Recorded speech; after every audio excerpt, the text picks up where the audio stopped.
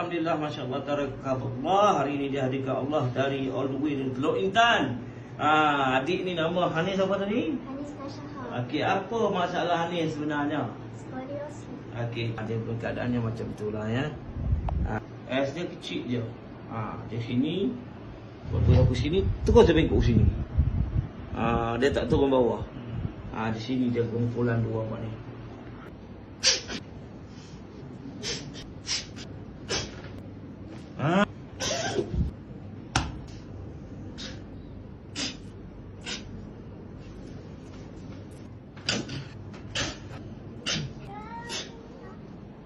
Sekarang macam mana rasa? Rasa stabil tak badan? Okey, nampak sendiri bau dia stabil, tulang dah lurus. Okey, tulang dah lurus. Okey, disetakat sekali treatment saja. Follow Cik Master S. Channel